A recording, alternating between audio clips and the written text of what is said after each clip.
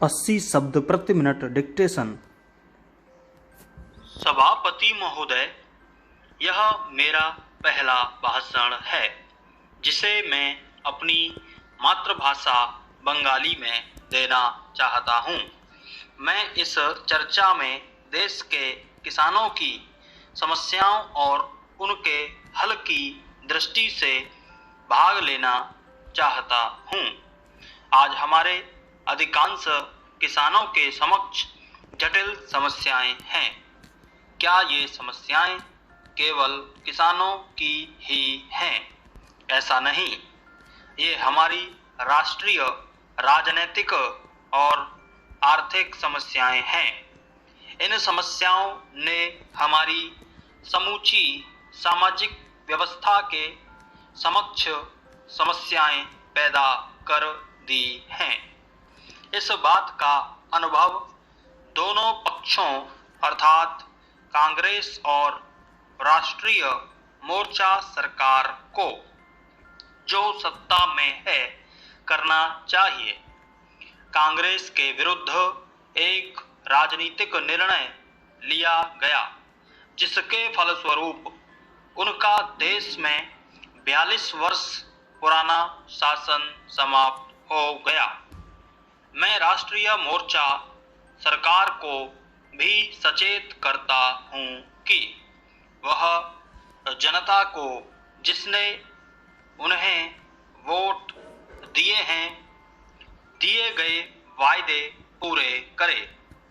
यदि वे आगामी दिनों में किसानों की, जो आज देश की प्रमुख समस्या है, समस्या को हल नहीं करेंगे तो किसान निकट भविष्य में अथवा वर्तमान शासन के कार्यकाल में उनके विरुद्ध वैसा ही राजनीतिक निर्णय लेने के लिए बाध्य होंगे।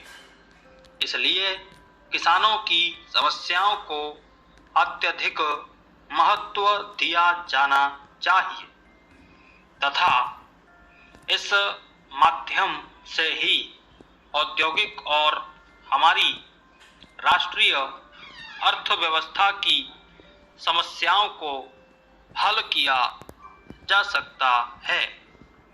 इसके लिए एक सुनिश्चित वैज्ञानिक दृष्टिकोण की आवश्यकता है।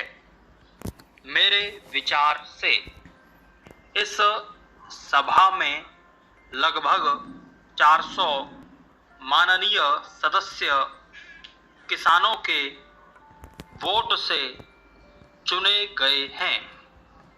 हमारे प्रधानमंत्री, उप प्रधानमंत्री और विपक्ष के नेता किसान बाहुल्य क्षेत्रों से निर्वाचित हुए हैं।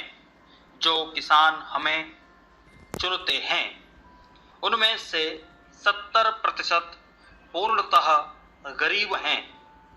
छोटे किसान, बटाईदार, कृषि मजदूर बड़ी मुसीबत में हैं। देश में ये ऐसे लोग हैं जिन पर सबसे अधिक अत्याचार होता है, जिनका सबसे अधिक शोषण होता है और जो सामाजिक अन्याय के शिकार होते हैं। मुझे यह सोचते हुए शर्म महसूस होती है कि स्वतंत्रता के बहुत वर्षों के बाद भी हम इन दलितों के प्रति उदासीन हैं, जिनके वोटों से हम लोकसभा के लिए चुने गए हैं। इसलिए मैं माननीय सदस्यों और राष्ट्रीय मोर्चा सरकार को उनको चुनावी वायदों के बारे में स्मरण कराना चाहता हूं। उन्होंने वायदा किया था कि वे कृषि विकास को अत्यधिक महत्व देंगे। आपको भी कांग्रेस के समान किसानों की विपरीत प्रतिक्रिया का सामना करना पड़ेगा।